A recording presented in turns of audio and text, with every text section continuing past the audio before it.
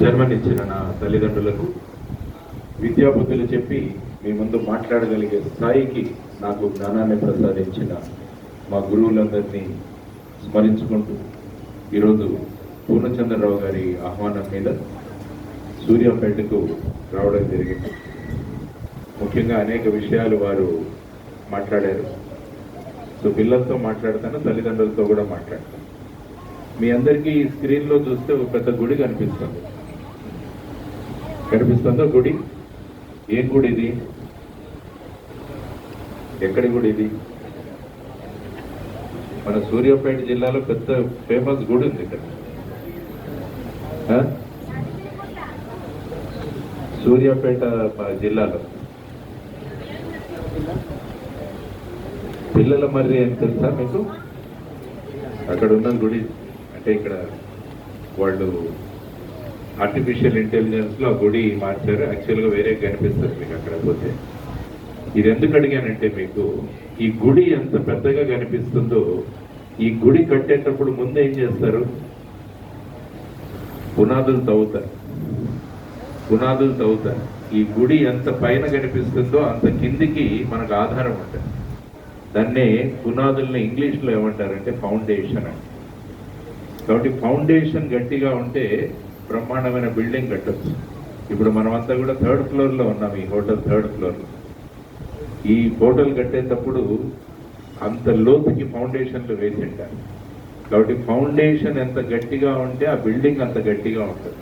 కాబట్టి మన పిల్లలకు కూడా ఫౌండేషన్ బాగుంటే వాళ్ళ భవిష్యత్తు కూడా బాగుంటుంది అన్నది మనం నేర్చుకోవాల్సిన ప్రధానమైన అంశం.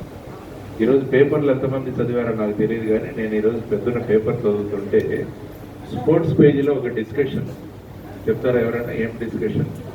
స్పోర్ట్స్ పేజీలో వైభవ్ సూర్యవంశి ఈరోజు ఇండియాకి ఐర్లాండ్కి T20 మ్యాచ్ జరుగుతుంది. వైభవ్ సూర్యవంశి ఆ మ్యాచ్ లో వైభవ్ సూర్యవంశి ఆడతాడా లేదా అన్నది పెద్ద టాపిక్.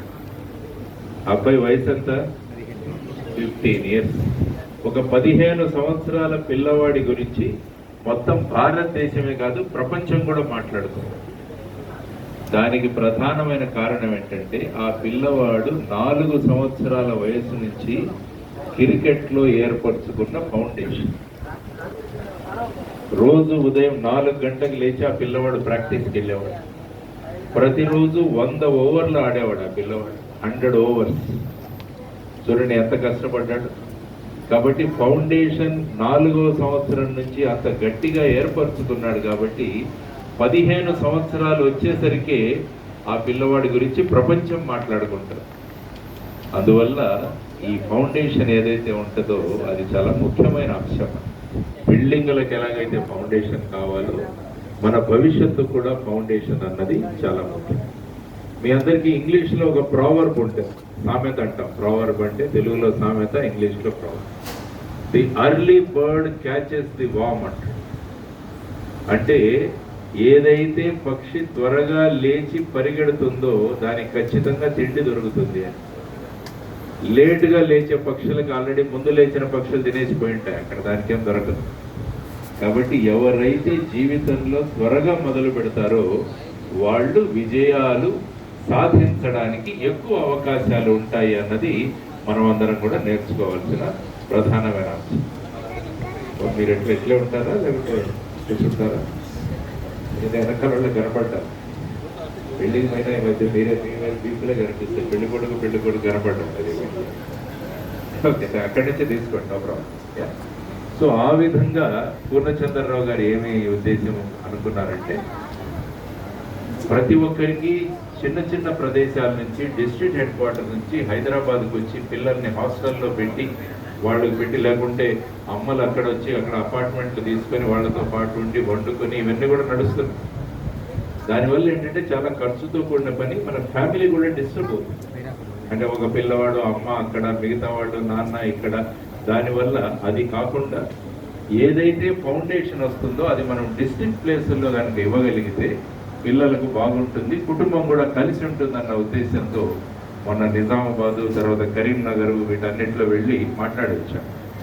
కాబట్టి పిల్లలకు అందుబాటులో మనం ఈ ఫౌండేషన్ కోర్సుని ఎలా ఏర్పాటు చేయాలి, అంతకుముందు మార్కండేయులు సార్ కానీ పూర్ణచంద్రరావు గారు మాట్లాడుతూ వాళ్ళు ఏమన్నారంటే పోటీ ఎలాగుంది అన్నది చెప్పారు. దాని గురించి మనం కొన్ని రోజుల ముందు మొత్తం పేపర్లో డిస్కషన్ దేని గురించి ఉందంటే నీట్ ఎగ్జామ్ గురించి డిస్కషన్.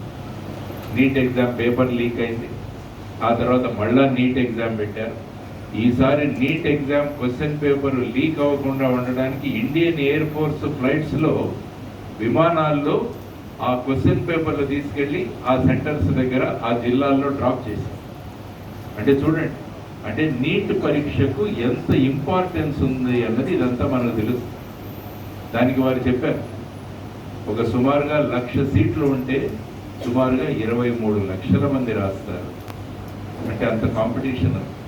అదేవిధంగా ఇంజనీరింగ్ గురించి కూడా మాట్లాడారు. సో అటువంటి కాంపిటీషన్, ఎందుకంటే ఈ బొమ్మ చూసినా కూడా ఇద్దరు పిల్లలు నేర్చారు. ఒకటి హెల్మెట్ పెట్టుకున్నాడు, ఇంకొక అమ్మాయి స్టెథోస్కోప్ వేసుకున్నాడు కదా.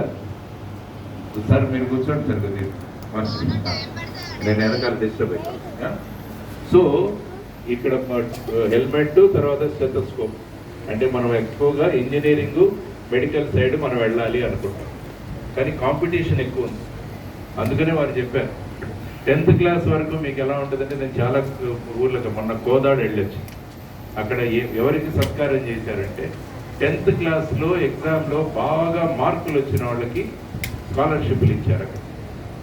కానీ ఇంటర్మీడియట్ వచ్చేసరికి ఏమవుతుందంటే, ఇంటర్మీడియట్లో మార్కులు ఎన్ని వచ్చాయి అన్నదానికి సత్కారాలు జరగవు. ఏ ఎగ్జామ్లో మీరు ఎంత ర్యాంకు తెచ్చుకున్నారన్న వాళ్ళకి సత్కారాలు చేస్తారు.